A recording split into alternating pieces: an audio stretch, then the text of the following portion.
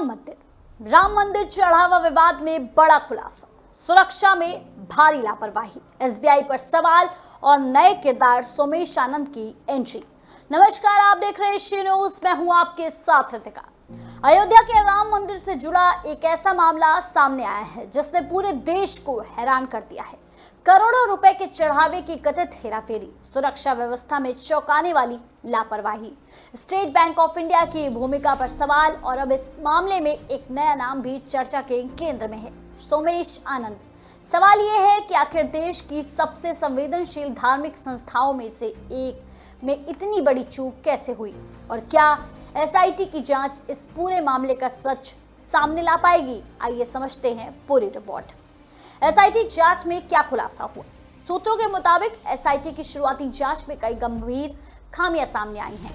बताया जा रहा है कि दानपेटियों को मंदिर परिसर से ट्रस्ट के कमरे तक ले जाने, नोटों की गिनती करने और बैंक में जमा कराने तक कई स्तरों पर नियमों का पालन नहीं किया गया। सबसे बड़ा सवाल स्टेट बैंक ऑफ इंडिया की भूमिका को लेकर उठ रहा है। सूत्रों के अनुसार बैंक की जिम्मेदारी थी कि वह नोटों की छटाई, गिनती और बंडल तैयार करवाए, लेकिन आरोप है कि बैंक ने यह काम खुद करने के बजाय एक निजी सिक्योरिटी एजेंसी को ठेके पर सौंप दिया और फिर उस एजेंसी ने स्थानीय युवकों को इस संवेदनशील काम पर नियुक्त कर दिया। बिना वेरिफिकेशन मिली नौकरी। यहीं से मामला और गंभीर हो जाता है। आरोप है कि इन कर्मचारियों का कोई बैकग्राउंड वेरिफिकेशन नहीं किया गया, बल्कि कुछ नियुक्तियां कथित तौर पर सिफारिशों के आधार पर हुई हैं। सूत्रों के मुताबिक अनुकल्प मिश्रा नाम के व्यक्ति ने अपने रिश्तेदार लवकुश मिश्रा को भी नौकरी दिलवाई। अगर ये आरोप सही साबित होते हैं तो ये सिर्फ लापरवाही नहीं बल्कि पूरी व्यवस्था पर बड़ा सवाल है। सुरक्षा व्यवस्था की पोल खुली।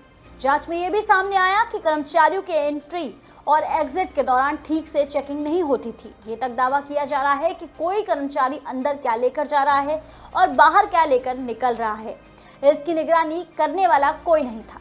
हालांकि कर्मचारियों के लिए ड्रेस कोड बनाया गया था ताकि कपड़ों में कुछ छुपाया न जा सके, लेकिन आरोप है कि इस नियम का भी पालन नहीं हुआ। कर्मचारी सामान्य कपड़ों में ही नोटों की गिनती करते रहे। वहीं सीसीटीवी कैमरे लगे होने के बावजूद उनकी निगरानी में भी भारी लापरवाही बरती गई। अब इस मामले ने राजनीतिक रंग भी ले लिया है। समाजवादी पार्टी के अध्यक्ष अखिलेश यादव ने सोशल मीडिया प्लेटफॉर्म एक्स पर तंज कसते हुए लिखा, एसआईटी ध्यान रखे कहीं जांच रिपोर्ट ही चोरी ना हो जाए। फिर कहेंगे 15 दिन और इंतजार कर लो। इस बयान के बाद राजनीतिक माहौल और गर्मा गया है। वहीं सीएम योगी का जवाब आया था कि हाल ही में अयोध्या दौरे के दौरान योगी आदित्यनाथ ने पहली बार इस मुद्दे पर प्रतिक्रिया दी। उन्होंने कहा कि एसआईटी जांच दूध का दूध और पानी का पानी करके रहेगी। अगर कोई अपराधी है तो बचेगा नहीं। उन्होंने राम भक्तों से अपील करते हुए कहा कि जिस तरह 500 सालों तक संघर्ष किया गया उसी तरह 15 दिन और धैर्य रखें और जांच पूरी होने दें। वहीं अब इस पूरे मामले में हनुमानगढ़ी के महंत धर्मदास ने ट्रस्ट पर हमला बोला है।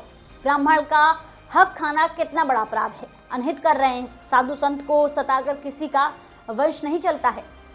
समाचार में इतना बुरा प्रचार कर रहे हैं। उन्होंने राम मंदिर ट्रस्ट के खिलाफ लापरवाही का आरोप लगाया है। महंत ने राम मंदिर के ट्रस्ट मॉडल को बदलकर पारंपरिक व्यवस्था लागू करने और दोषियों पर कड़ी कार्रवाई करने की मांग भी की है। अब सबसे बड़ा सवाल की चर्चा में कौन है सोमेश आनंद। अयोध्या के राम मंदिर में चढ़ावे और पैसों की गड़बड़ी को लेकर चल रहे विवाद में अब एक नया नाम तेजी से सामने आया है, सोमेश आनंद। पिछले कुछ दिनों से सोशल मीडिया पर जिस सोमेश आनंद की सबसे ज्यादा चर्चा हो रही थी वो पहली बार खुद मीडिया के सामने आए हैं। सोशल मीडिया पर उनके ऊपर कई तरह के आरोप लगाए जा रहे हैं। कुछ लोग दावा कर रहे हैं कि वह बोरी भर भर कर पैसा अपने घर पहुंचाते थे। हालांकि उन्होंने इन सभी आरोपों को सिरे से खारिज कर दिया।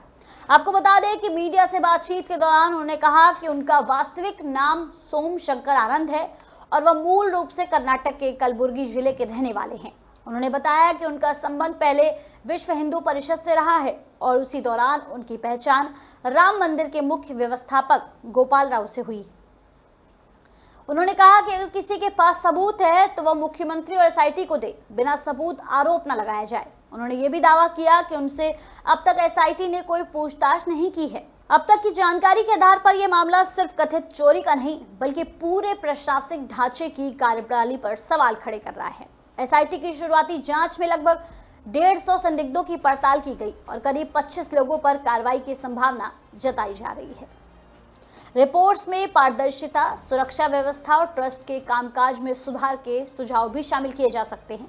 ध्यान देने वाली बात यह है कि अभी जांच जारी है और अंतिम रिपोर्ट आना बाकी है, इसलिए किसी भी व्यक्ति को दोषी मानना जल्दबाजी होगी। अब सबसे बड़ा सवाल, क्या यह सिर्फ लापरवाही का मामला है? क्या पूरे सिस्टम में सुधार की जरूरत है? और क्या एसआईटी की अंतिम रिपोर्ट पूरे देश के सामने बड़ा सच रखेगी? क्या राम मंदिर जैसे ही संवेदनशील जगहों पर सुरक्षा व्यवस्था और सख्त होनी चाहिए? अपनी राय हमें कमेंट बॉक्स में जरूर बताइए।